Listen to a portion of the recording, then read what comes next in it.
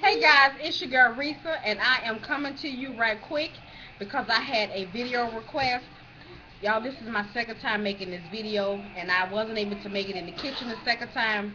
My phone, I don't know what's wrong with it. But anyway, this is a quick tutorial on how I make my icing for my chocolate cake.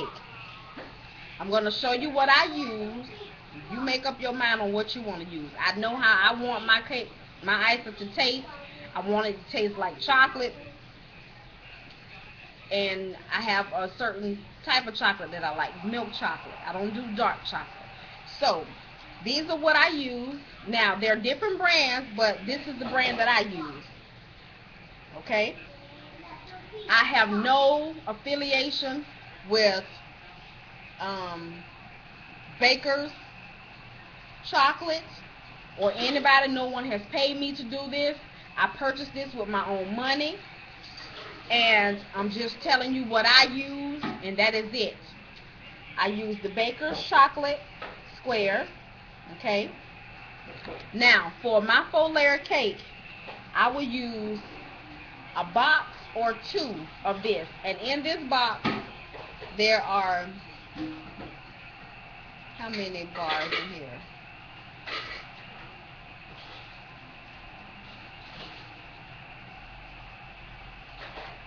It is 4 ounces of chocolate. I'm going to open this right quick to show you exactly what it looks like. So, it comes in a brick.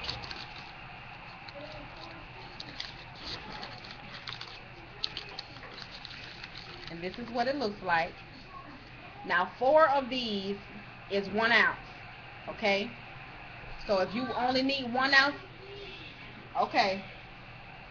If something tells you that you need 1 ounce of chocolate, you break off 4 of these squares, okay? If you need 4 ounces, you use the entire thing. And it actually tells you, no, it says 1/4 of an ounce. 1 square is one of these little squares, right? Rectangles, rather. One of these rectangles is 1/4 of an ounce. 4 of these is actually 1 ounce, okay?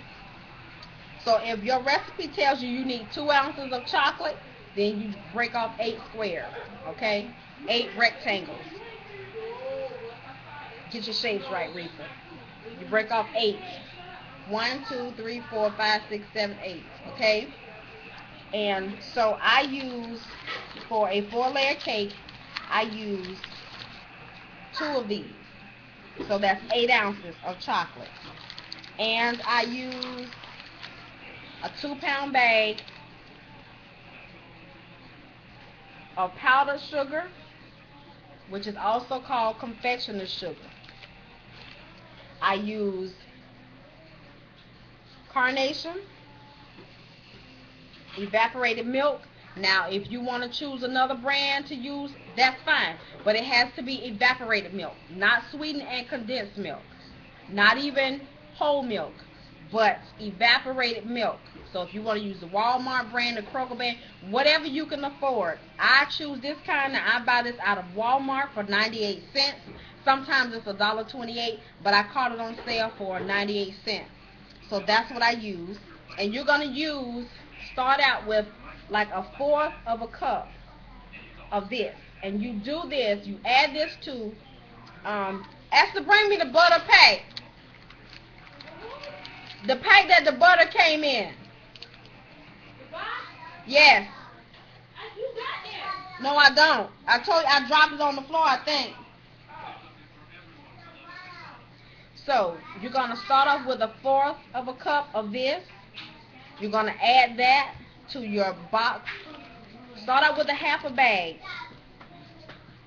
You're going to use 1/2 bag of the confectioner's sugar. You're going to use butter, okay? And you're going to use 1 stick, room temperature, soft butter, meaning soft like mayonnaise, not runny, melted, but really, really soft butter. So that means if you need to leave it out for an hour or 2 for it to soften up, then you do that. But it has to be room temperature and not cold. When you make it, leave it cold, it's like you're making biscuits. Okay, and we don't want to make biscuits. We want it to be nice and smooth. So make sure your butter is soft and room temperature, not cold. Room temperature. So we use butter, whatever type of butter you use. All of these products I purchased with my own money. I have nothing to do with these companies. These are just items that I was raised on and that I love to use. I love how they make my food taste and how everything comes out. Um, so this is just what I use. So you're going to use one stick softened butter, a half a bag of the 2-pound bag of confectioner sugar. You're going to start out with a half a bag, okay? You're going to start out with a fourth of a cup of your evaporated milk. You're going to start off with 4 ounces of chocolate melted, and all of that is going to be mixed in a bowl. Now, how do you melt your chocolate? You take a tablespoon of butter, okay, room temperature soft butter, and you're going to break these square rectangles. You're going to break the chocolate up into a bowl. You're going to melt it. Start out with 30 seconds because everybody's microwave is different temperatures, okay? Now, if you don't have a microwave and you want to melt it, use a double boiler, meaning you take your little pan that's full of water, leave about this much room from maybe 3 inches from the top of your pot. That's how you fill your water. Just use a little regular saucepan. It doesn't have to be a big pot, but just get you a little saucepan. Leave about 3 inches from the top so that when you sit your bowl in top of it, the water has to be boiling, okay? Then you take your bowl. I use a plastic bowl. Sit it in the top where the bottom of it is resting on the water. Turn your you can turn it down just a little bit. You don't have to keep it on high. But you put your chocolate in and you put your butter in and you stir until it is completely melted. You don't want to scorch your chocolate. Don't want to burn your butter, but you stir constantly until it is melted. Once it is melted, take it out of the water and you continue to add your confectioner sugar. You add the rest of your butter and you add milk a little at a time until you get the consistency that you want. Now, I'm going to show you what I have. In my bowl is my chocolate. I have my confectioner sugar, my butter, and my milk, and my chocolate in here. Now, this is the consistency that I want. This is the consistency that you want. You don't want it any tighter than this because it will not spread smoothly on your cake. And you don't want to tear up the top of your cake. You don't want it to all start to crumble. You want it to go on nice and smooth. So this is the consistency. And this is 1 box of chocolate, a bag of confectioner sugar, 1 stick of butter, and carnation canned milk. And you're also going to use vanilla flavoring, okay? Pure vanilla, whatever you like. Now, if some of you like to add different flavors to your chocolate, by all means you do so. But I like vanilla, okay? And this is how you make your chocolate icing. I like mine to be really chocolatey, so I use 2 of these packs, which will be 8 ounces together. 2 of the 4-ounce packs, you melt it, butter, evaporated milk, powdered sugar, vanilla flavor. And that's all you need to make your chocolate icing. Now, what kind of cake mix I use? Now, if I'm making a 7-up cake or a pound cake, of course I use cake flour. But for something that's tried and true, and it takes a lot of the work out of doing it from scratch, measuring your baking powder and all that old kind of stuff, I use this.